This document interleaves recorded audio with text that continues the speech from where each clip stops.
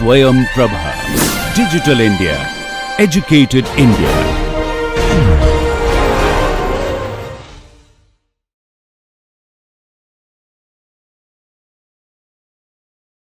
Hello, welcome to this course titled Sustainable Engineering Principles, offered by the Department of Chemical Engineering at IIT Bombay. My name is Yogendra Shastri and I will be the instructor for this course. So to begin with, in the first module of this course, I am going to focus mainly on the motivation for offering this course, highlighting why this subject is important, and also encourage you to think about your motivations for registering for this course. So, as I said, this is a course registered in the Department of Chemical Engineering. Now, regarding motivation, I'm going to give you some insight regarding why this course is important or why we should think about sustainable engineering. So, some of you might have heard of this concept called the Earth Overshoot Day. We will look at it in detail later, but essentially it is the day in a year on which we have essentially used up all the resources that the earth can sustainably provide. So starting from January 1, if we start accounting for the resources that we are consuming, then on the Earth Overshoot Day, we have used up everything that the earth can provide in a sustainable and renewable manner. And in the slide here, I have shown how the Earth Overshoot Day has changed with time. And you can see that around 1970, it was around the end of the year. But as we have moved on, the Earth Overshoot Day is coming earlier and earlier. And currently, it's typically around end of July, first week of August, which clearly says that we are not actually using the Earth's resources in a renewable manner. We are over exploiting the resources. There is also something known as the Sustainable Development Goals. These are the goals that are developed by the United Nations, and based on how countries are progressing in achieving those goals, countries are ranked. And I am giving ranking for 2019. And you can see that India, which is at the bottom there in the table, is ranked 112th, which is obviously not very good. So this clearly shows that we need to make significant progress in improving our overall sustainability. I have also given ranking for some of the top countries, and one of the points to note here is that these are not typically the countries that you would think if I ask you the question without this information. Typically the answer would be United States, Japan, Canada, UK, Australia. But you will see that these are not necessarily the top countries in terms of sustainable development. So there is some difference between economic development and sustainable development. Now, considering these factors, the Human Resource Development Ministry in 2017 made a recommendation that a course on sustainable engineering must be introduced in all branches of engineering. And this should include aspects of life cycle analysis, environmental and social impact assessment. Now, this is important because if you look at the engineering curriculum, not just in India, but also globally, not many departments offer this course on sustainable engineering. So there are courses on waste management, pollution control, environmental sciences, and so on, but not on sustainable engineering. So clearly there is a difference and there is a need for this course. And as we move ahead with the course, you will realize the difference between environmental management and sustainable engineering. There is also this idea about different waves of innovations. So these are essentially waves that brought along certain innovation which helped the humanity develop. And on this slide here, I have listed different waves of innovations that have been identified. So starting with iron power, the first wave of innovation, the next was steam power, and so on.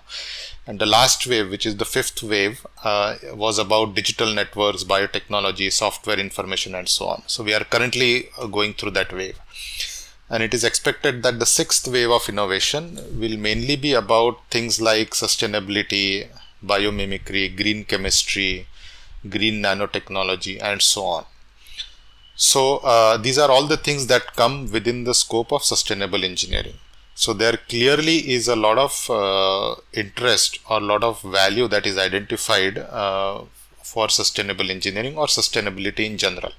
And not only from a scientific or academic perspective, but even from business perspective, there is a lot of value now attached to sustainable operations. If you look at any top industry, for example, right now, you will surely find activities or steps taken towards making the business more sustainable.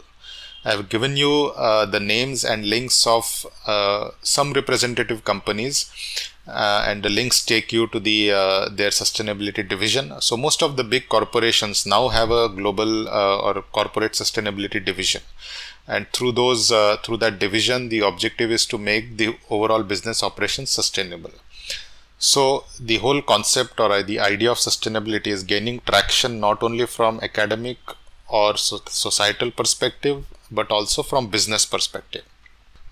So this was about why I would like to offer this course, and I've given you some arguments why I think this course is very important. Now I want you to think about what are your motivations for taking up this course. So I want you to pause this video at this point and just think for a minute or so and try to identify why you have opted to register for this course. So I hope you have identified what are your primary motivations. Now, in the past, when I have asked this question to students or participants of this course, typically the answers that I have gotten are shown on this slide. So some of the common answers are that I am really interested in this topic. Some of the participants or the students want to actually have a career in this field. Many of you might actually be working on something as part of your research, and sustainability is part of your research, or you would like to incorporate that aspect in your research. It could also be the fact that it's an in thing, it's a buzzword that is going around right now, and I just want to know what is your what does it mean and what does it involve and so on. You can also have maybe reasons like you have to take a course, this is the only free sort, so I didn't really have any option, but that is also fine. There is no problem. As we go along, I am sure I'll be able to get you interested in the overall concept of sustainability. So, just to give you a very brief idea of what this topic involves, I have listed some of the questions on these slides. Now, these questions you may not necessarily think about as an engineer, but these are questions that are commonly encountered when we think about sustainability. So, these are all questions that are related to sustainability. So, should you buy an electric car or a conventional petrol car if you are given that option? Are biodegradable plastics good or bad? There was a lot of debate last year about converting a part of the land in RA Milk Colony in Mumbai to construct a metro shed. Now, at the face of it, you may think that this is about municipality, this is about urban planning and so on. But at the core, it is actually a problem about sustainable development. So, what is your opinion? Should the metro shed be constructed on RA land colony, or should it be shifted somewhere else? There is also a lot of interest in solar energy in India. There is a lot of encouragement for converting from fossil energy to renewable, primarily solar energy. Is that a good idea or is that a bad idea? There was also about 3 years ago, there was a lot of debate about banning beef in our country. And of course, it became a political hot potato or political issue. But I can also strongly say that the issue is essentially about sustainability, and we'll get into some of these issues. So the point of showing these questions to you is that the scope of sustainability is really broad. It includes a lot of different dimensions, and throughout this course we will actually try to understand some of these dimensions. So with that brief background, or with that brief discussion about the motivation for offering this course, I would like to quickly summarize the learning outcomes of this course. So if you are able to successfully complete this course, what I would expect you to learn out of this course is as follows. I would expect that you would have learned to analyze and critique a particular problem from sustainability perspective. You would be able to define and calculate sustainability indicators and indices. So how to measure sustainability. I would also expect you to identify and apply some of the assessment methods that we will learn, like life cycle assessment, to a particular problem at hand, which could be related to your work, related to your research, or so on. We will also learn certain design approaches for sustainable engineering design, and I would expect you to understand these approaches and maybe also use those for some of the problems that you are dealing with. And finally, analyze engineering solutions or designs for their sustainability. So these are some of the important outcomes that I expect, learning outcomes that I expect from this course. So from this module onwards, we'll start to understand what is the concept of sustainability. And I will start by discussing the topic of human well-being, which is not very commonly, or it's very rarely discussed in engineering curriculum, but it is really the foundation for sustainability and sustainable engineering. So I want to start by asking you a question about human well-being, and the question is, what do you consider as the key requirements for your individual well-being?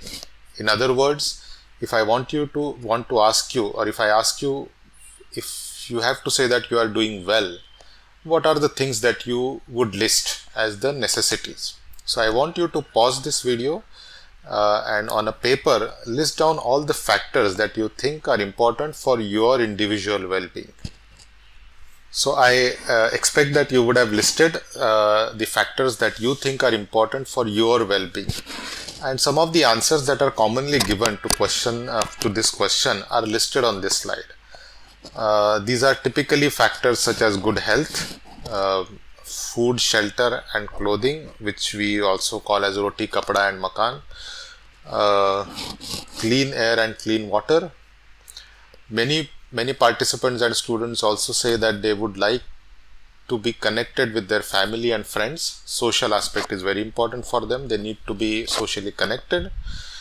Money is also important, and there is nothing wrong in that. Certain amount of money is necessary for your well-being. Some of you may also think that mobile phone is a necessity, which is very much true in the current times. In the pandemic times, mobile phones, internet, laptop, these have almost become necessities. Access to entertainment options is also a necessity. So these are all the different factors that are commonly highlighted as the requirements for human well-being. And I'm sure in your list you will have several other factors which I have not necessarily listed here. The list is really long. These are some of the top ones that are commonly identified. So I'm going to discuss each of these aspects in a little more detail. So broadly speaking, we can classify these factors into three categories: economic factors or contributors, socio-political factors or contributors, and environmental factors and contributors. So in economic factors, you can list things like employment, income, wealth, and there is a difference between income and wealth, production, markets, trade, and so on. So these are things that ensure that you are economically doing well. There are also factors under the socio-political domain, which include national and personal security, your personal liberty, access to education, healthcare, and so on. All the personal factors like connectedness to family and friends would come under that. And there are several environmental factors. All of us want to breathe clean air, drink clean water, have good fertile soils, so our agriculture is strong, and so on. We value biodiversity. So broadly speaking, the factors that you would have listed in your own list would probably fall in one of these three categories. So as it turns out, there is a definition for human well-being. The formal definition is as follows. It says that well-being is understood as a state of health, happiness, and prosperity. And again, many of the factors that you would have listed would fall in these categories. And there is another way of looking at it, where you are identifying 5 different factors contributing to human well-being: physical, social, environmental, economic, and psychological.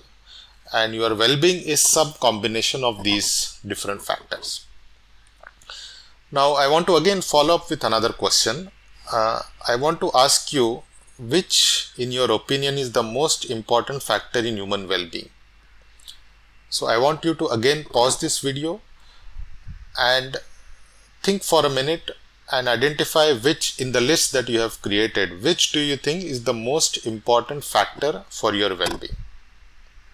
Now, I hope you have identified a factor, and I am very sure that you would have struggled to find the most important factor, because even as an individual you would value different things, and you would like a bit of everything, and the weightage given to each factor will be different for different individuals. So some of you might say that no, environment, clean air or clean water is the most important thing. Someone else might say no, I would like to stay close to my family, so that is the most important factor for me. Some others might say no, having access to money is the most important factor for me. And there is none of these answers are necessarily wrong. It's an individual perspective, and that makes the whole concept of sustainability very subjective, or human well-being very subjective. Now a follow-up question to that is, what do you think human well-being depends on? So all these factors that I have listed and all these factors that you would have on your list, what do these factors depend on? In other words, if I have to ensure that I have access to all these things, what is the basic necessity? And the argument that that is often made is that all these factors that are responsible for human well-being depend on what are known as the ecosystem goods and services. Now, I'm sure you are familiar with physical goods and services, and a very good example is your mobile phone. So mobile phone is a good, it's a physical thing that you use, and the internet service or the phone service is a service that also is important. So similarly, there are ecosystem goods and services which are important for your well-being. Now, the reaction that you see on the slide is actually a photosynthesis reaction. It is basically conversion of carbon dioxide and water into sugars and oxygen. So it is the basis for everything that we see around. So it's a very important reaction, and it's part of an ecosystem service. So I've listed here some of the ecosystem goods and services. Some examples are minerals, fossils, water, soil, wood, so on. Now these are things that are not made by man. These are not man-made things. These are provided by nature, and that's why we call them as ecosystem goods. And there are of course many more. This is not an exhaustive list. Similarly, there are ecosystem services. So these are the things or services that are provided by nature which allow us to live the way we are living. This includes regulation of water flows, for example monsoon pattern. Now our agriculture depends significantly on monsoon, and monsoon is a natural phenomena. It is not invented by humans. Similarly, there is nutrient cycling, pollination for flowers and crops, regulation of climate, soil formation and maintenance. All these are essentially natural services. All of these things happen in nature on their own, and that's why they are called as ecosystem services. So these are some examples of ecosystem goods and services. And if you think of anything that you need, you can connect them back to the ecosystem goods and services. So I will again take the example of mobile phone. If you look at the mobile phone, and if I ask you what are the mobile phones made of, now some of the common ingredients in the manufacture of mobile phones are plastic, metals, minerals. You need energy to manufacture the phone. Now where are all these things coming from? So plastic, most of the plastic currently is made from crude oil. Crude oil is coming from Earth's crust. So we have to go into the Earth's crust, take out the crude oil, refine it, and it gives us plastic. Now who has actually manufactured crude oil? It is certainly not humans who have done that. We are just processing it. The original production of crude oil was done by nature over millions of years. And it was originally from biological material which was under high pressure and temperature. So it was something that was done by nature. All the metals that go into manufacturing the mobile phone are there in the Earth's crust. We are just using them. We are just recovering them and using them. We also need a lot of energy to manufacture the phone. So where is that energy coming from? Most of the energy in India, for example, is produced by burning coal. or natural gas. And these are again things provided by nature. These are fossil resources provided by nature. Even if you say, okay, I'm using solar energy to manufacture some of these goods, again, solar energy is provided by sun, which is there. It is not something that we have developed. So the basic point I am saying is, anything that you look around that you need for your well-being is basically connected to some ecosystem goods and services. In some cases like food, air and water, these connections are fairly obvious. We cannot survive without water, we cannot survive without food. But in some cases like mobile phone, laptops, your transport system, healthcare system, these connections are not obvious, but they are there. So the basic point here is that ecosystem goods and services are really important for our well-being.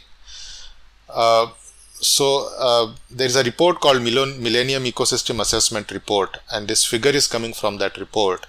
They have actually classified the ecosystem services into different categories. I am not going into the details. If you are interested, the link to the report is given in the slide. So there are provisioning services, regulating services, cultural services and supporting services. The report also discusses how these various services are connected to different well-being aspects, which we have previously discussed. So to conclude this module, the most important learning outcomes or the ideas conveyed in this module are: first, human well-being is a combination of several factors and it changes from individual to individual. Secondly, the relative importance that you give to certain factors may not be the same as the importance given by someone else. And third, ecosystem goods and services are very important for human well-being. In the previous module, we looked at human well-being and the role of ecosystem goods and services in human well-being. And the point I made there was that ecosystem goods and services are essential for our well-being. And I'm assuming that all of you are convinced about this fact. So the obvious question now is, if ecosystem goods and services are so critical and essential for our well-being, what is the status of these ecosystem goods and services? Are they healthy or are they in some kind of a trouble? So in this module, I am going to discuss some factors or highlight some points related to the status of these ecosystem goods and services. If you look at the ecosystem components, the ecosystem is broadly classified into 4 components: atmosphere, which relates to everything above ground; biosphere, which relates to all the living things on the planet; lithosphere, which is related to the Earth's crust; and hydrosphere, which is related to everything about water, water cycle and so on. So I'm going to spend a little bit of time on all of these things and identify or discuss some challenges about these ecosystem components. So let's start with atmosphere, not because it is the most important. All 4 ecosystem components are equally important, but atmosphere is something that is very commonly discussed, and the main reason is climate change. Now we are at a stage where climate change or global warming is very commonly discussed, not only in scientific literature but also in popular literature, in newspaper articles and so on. So the chart here or the figure shows the average global temperature and its trend over the last 140 years. It is plotted in terms of temperature anomaly, which is basically difference with respect to the average temperature around this time. But essentially the trend is that the average global temperature is increasing with time. So you would have seen a similar kind of data in different forms. These are very commonly reported in several literature. So the temperature is changing and it is changing for worse. And there is often this question or this point about not letting the temperature go beyond 2 or 2.5 degrees Celsius above the pre-industrial level. So currently we are on path to achieve 1 degree rise beyond the pre-industrial level, and the worry is that if we cross 2.5 or 2 degrees Celsius, there are going to be irreversible changes. So if the temperature goes beyond that, we will lose some of the ecosystem components for forever, and we cannot recover them back. So that is the worry about this tipping point. And therefore, if you follow any climate change negotiation, including the very famous Paris Accord, there was always this debate about whether it should be 2.5 degrees, 2 degrees, or 1.5 degrees, and so on. Now, there are also some people who are not really convinced about the whole concept of global warming. The argument given is that what is the big deal if the temperature goes up by about 2 to 2.5 degrees Celsius? If you take any average day, the temperature varies by about 10 to 15 degrees Celsius. So what's the big deal of about 2 degrees Celsius? So let me ask you a question. Currently, if you look at the global average temperature, so this is averaged across different locations, different seasons. The current average global temperature is about 16.1 degrees Celsius. Let's say 16 degrees Celsius. Now my question to you is, what do you think is the average, what do you think was the average global temperature during Ice Age?